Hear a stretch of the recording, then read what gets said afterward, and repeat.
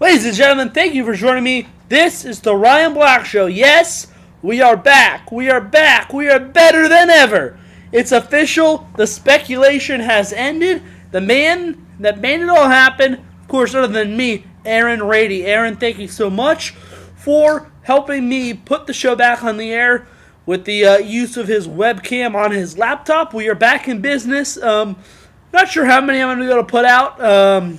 Or when they're going to come out. But if you want to know the latest updates and news on the Ryan Black Show, hit me up on Twitter. SportsRyan3 is the username, and give me a follow, and I will follow you right back, and that way you'll get all the news you need on the Ryan Black Show. So let's dive right into this baseball fest to start off the show, and just take a look at my shirt. And that's pretty much going to say it all. The Pirates are back, man. Ready to go. It's Bucktober, just around the corner, as the Pirates are back in the playoffs for the first time in 20 years. First time in 20 years, not only they're back in the playoffs, but they actually had a winning season.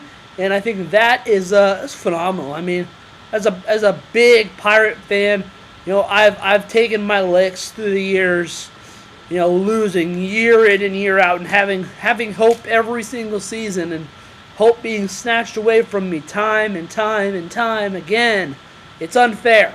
No fan should have to go through what Pirates fans suffer through, and I hope no team has to put up with that long of a losing streak or losing season skid again, because it is brutal. I know it took a toll on me, but the toll is behind me. The promised land is ahead, and the man that kind of started that was Andrew McCutchen. Took him a little bit to get to the bigs. I remember all the hype around this kid in the minor league, and I'm like, yeah, if he's so good, where is he at? Where's he at? They wanted to make sure this kid developed. He's developed. He's a stud. He's an all-star, and truthfully, he's one of the best players in the game of baseball today. Andrew McCutchen, the entire city of Pittsburgh owes you huge, but it's not just McCutchen. It's all the other guys on the Pirates squad that have helped make this happen. Pedro Alvarez struggled great last year, had a great year this year. So, there's contributing pieces all over the place. Francisco Liriano came in from the signed as a free agent in the offseason. His career was kind of going down the turnpike. He's been this year's edition of A.J. Burnett, who did it for us last year. So, the Pirates have taken players, resurrected their careers, and turned themselves into a contender. I wouldn't say they're a pretender, folks. I'd say the Buccos, they're definitely a contender from this point on. And it has to happen. It has to be said. They did it. It's their time to shine. They lived in the bottom of the barrel of the league for 20 years, and that's over with. You get one season behind your belt, and I think a lot is going to change mentality-wise in the club, and a lot's going to change. And I'm excited as a Pirate fan for the postseason, the offseason, and especially next year.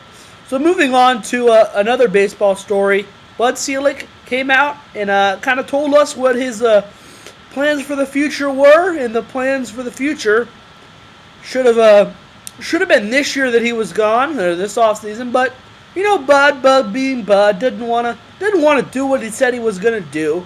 So the new date he has set is the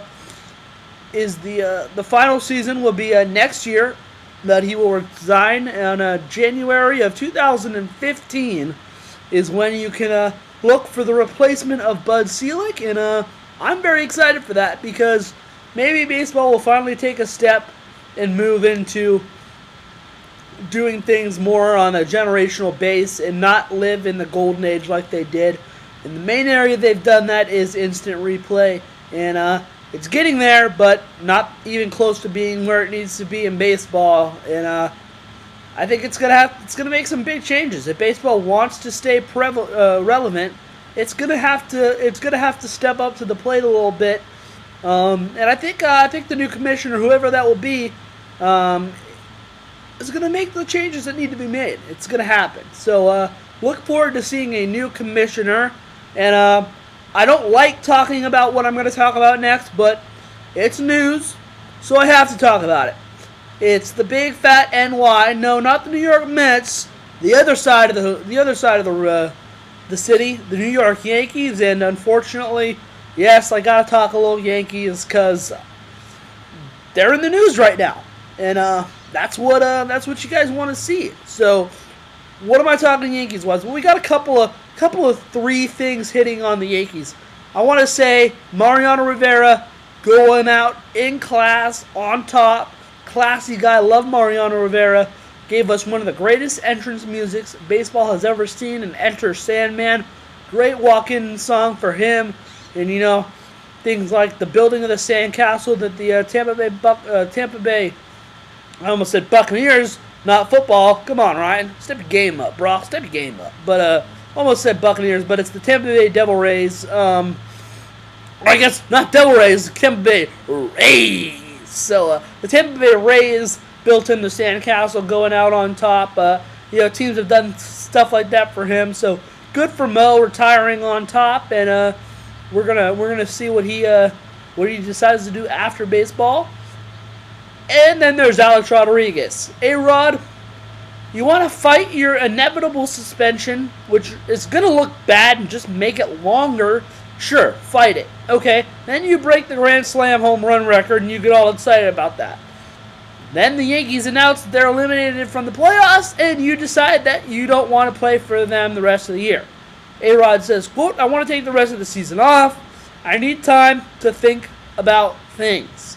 Well, think about things, because you're not going to be setting foot on a baseball field professionally for a while. This winter, you're going to get a big, hefty 200-plus game suspension, maybe, hopefully, a lifetime ban. I love the thought of A-Rod possibly getting a lifetime ban. That would be great. But you're being kind of terrible about things, and you're quitting on the Yankees just because they're not making the playoffs. You are a quitter. This just goes to prove that you're not a team player, and you're all in it for yourself. And that brings me to my third point about the Yankees and my guy, Robbie Cano. Robbie Cano is a good dude, good player, but he's going to be a free agent. And apparently he talked to A-Rod and Scott Boras, and they said, hey, Yankees like to give people a lot of money. You should ask for 10 years, $300 million. 10 years, $300 million is what Robbie is going to search for. Mr. Robinson Cano wants his new contract to be in that ballpark area. Hopefully Yankees learn from overpaying A-Rod. Don't overpay for a player. The Red Sox just signed the second best, second baseman in baseball, Dustin Pedroia, to a 7-year deal. I believe that was worth like $100-some million. That's a lot more reasonable than a 10-year deal worth $300 million. Hopefully the Yankees don't make a huge mistake again, but only time will tell. A lot of stuff will be settled in the offseason, and we'll know more then. But A-Rod, man, he's just bad news all around. He's giving players false hope for these big deals. Can't wait for him to leave the game. Again, I'm hoping for a lifetime ban of A-Rod. Really, really, truly hoping for a lifetime ban of A-Rod. Moving on to a couple of notes to close the show. And a topic that I'll be getting into more further down the line as I read it more. Because right before I got on, literally, I got the text, breaking news coming in from EA Sports. EA Sports will no longer produce, or at least for this year, will not produce an NCAA college football game. So fans of NCAA football on your consoles, enjoy 2014's edition, because you're not going to get one next year. At least not from EA. Lawsuits have come up in months, and apparently that are bogging down the court system right now. So EA's hands are tied, man. They're cuffed. Cuff me up, bro. And they can't do anything about it. So EA Sports is kind of unfortunately not going to be able to do anything about that. And one more note to close out the show. NBA-wise, the list of highest paid owners has come out, and no surprise, Paul Allen tops that list. The owner of the Trailblazers and Seattle Seahawks sits atop the list as the highest paid owner in professional sports. Good for you. Enjoy it. Hope it works out well for you.